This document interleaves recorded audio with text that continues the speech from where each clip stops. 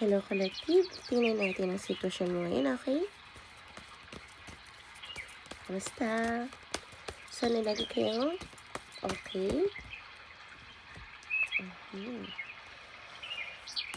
Thank you, Tarot English. Please give me another 2 cards for my collective para makita niya kung para sa kanya to, reading na to. Guys, kung magpapa-reading kayo, i-PM nyo na lang ako para pagka may schedule na ako, magre-reply ako. Huwag kayong mag-comment kasi baka mamaya may ibang mag-reply sa inyo, ha? Overall na energy mo ngayon ay parang may pinaglalaban ka about sa financial support. Maaaring ito ay parang pera about sa government or about sa sustento sa anak. At medyo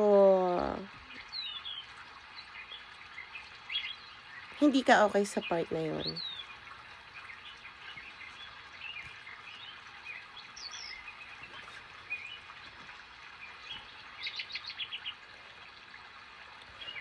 Mabigat yung pakiramdam mo, no?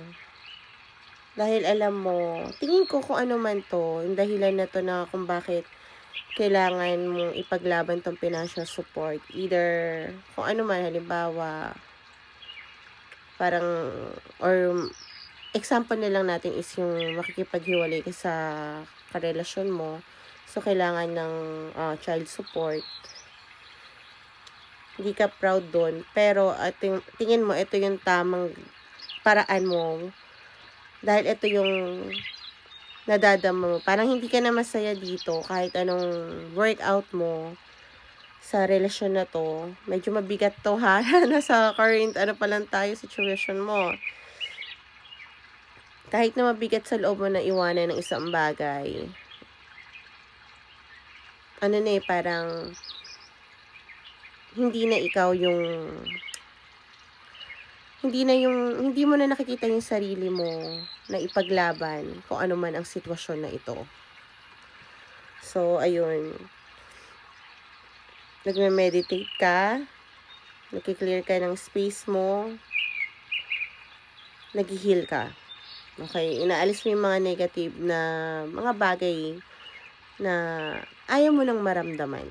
Okay? Tingnan natin. Darating kasi ano po ba ang nangyayari sa aking collective? Gusto kong malaman para lalo natin siyang maintindihan. Hindi na naka-align yung mga card ko kasi parang feeling ko kung baliktad, edi baliktad talaga. Okay? Masyadong makapalan. Alright, I guess give me another 3 cards for my collective para makita natin ang sitwasyon niya kung anong nangyayari sa kanya. Medyo secretive ka, no? Kung ano man itong pinaglalaban mo, hindi ito alam ng mga ibang tao sa paligid mo. Siguro maaaring mga kakilala mo lang. Yung mga tao lang na matagal ka nang kilala. Kasi hindi ka masyado nag-open up. Tarot English, please give me another 2 cards for my collective kung anong nangyayari sa sitwasyon niya. Okay.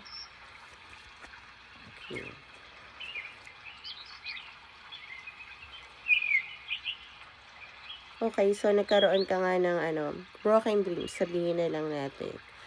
Maaaring may kinalaman nga to sa bata kasi child issue or yung childhood issue mo. Okay.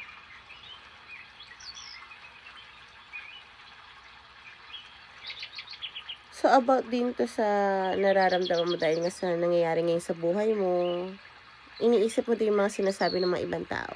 Kasi pinag-uusapan ka na nila. Medyo heavy, ha?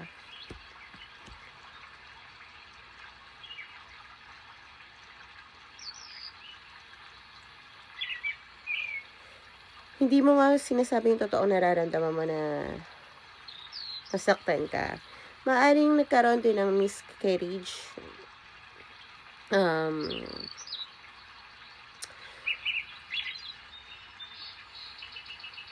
gusto ko sabihin na sorry sa nangyari, if ever na nangyari yun. So, parang yung emotion mo, kung ano man ang pinagdadaanan mo, hindi mo sinasabi sa iba. Pero sobrang sakit na. At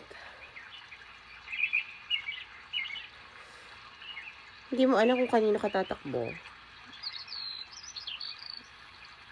Pero may choice ka. Yun nga, titingnan mo yung mga option mo, nagpa-plan ka at nag-wait ka, kasi gusto mo na mag-detach.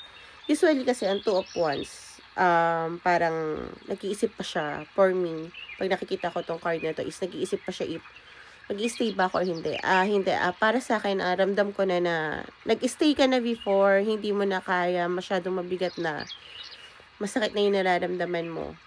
Tinry mo naman ilaban yung kung ano mang sitwasyon na nasan ka, sa work man, halimbawa, pinaglalaban mo siguro yung sahod mo, or baka nasa work ka ng government, mga ganun. Basta yung, kasi nakita ko rin na parang about din doon yung sa pera na pinaglalaban mo or sa sitwasyon sa family na hindi ka na masaya dito. Pinilit mo naman ilaban, pero wala na talaga. Okay? Tarot Angels, ano po ang gusto sabihin ng guides sila sa aking collective? Sorry, may lagnat ako eh. Pero masaya akong makapagbigay sa sitwasyon mo para malaman mo na hindi ka nag-iisa. Hindi lang ako tarot reader. Ang gusto ko, maging kaibigan ako ng lahat. Nga lang, may mga tanong kayo na hindi ko kaya sagutin. Dahil, sa totoo lang, lahat ng energy ay nagbabago. Kayo ang mamimili ng choice nyo kung anong path ang gusto nyong tahakin. Kaya minsan hindi ko talaga masagot. At ayoko naman pangunahan kayo. Kasi halimbawa, kung piliin nyo ang maling daan, maybe it's time na para tahakin nyo para may matutunan kayo. Dahil pag ako ang nagsabi sa inyo, ano na lang ang matututunan nyo. Hindi ko alam kung bakit ko sinasabi to, pero maaari na may makuha ka doon. Sabi ng mga guides mo, merong change na mangyayari, okay? At yung change na yun is yung bagay na makakawala ka sa kung ano mang nakakasakal na sitwasyon mo ngayon. At parang tong treats sa'yo. Lilipat ka ng bagong bahay or lugar. Yun yung tingin kong pinagdesisyonan mo. At once na grounded ka na, kasi kahit grounded ka ng feelings mo, hindi ka naman grounded sa lugar mo, nagsasalamuha ka pa rin ng energy, doon darating yung mga bagay na papasok na blessing for you na hinaharangan ng ibang tao. So, kung tatanungin niyo ako, dapat ba siya na, dapat mo bang hiwalayan ng, or umalis sa sitwasyon na to? Tandaan nyo, ang lagi ko sinasabi, kung ano man ang nararamdaman nyo, sundin nyo, huwag yung sinasabi ng ibang tao. Maaaring tumagal ka sa sitwasyon na to dahil narinig mo yung mga sinasabi ng mga ibang tao. Nakinig ka sa kanila, imbis na kung ano nararamdaman mo, na bumigat, na humantong sa ganito. Kaya kung anong nararamdaman mo, kung saan ka masaya, suportado ka ng guides mo. Okay? At parang matagal na dapat to nangyari. Hindi dapat to naipit sa gantong sitwasyon, pakiramdam ko. Kaso, pinanindigan mong labanan. Walang mali doon. Hindi na sayang ang oras mo dahil may natutunan ka at ngayon, kailangan mo ng tutunan yung mahalin yung sarili mo. Piliin ang sarili mo at yung nararamdaman. Huwag yung ibang tao. Okay? So, collective, sana nakatulong to. Lagi lang ako nandito bilang kaibigan, kahit na sino. Okay? Bye!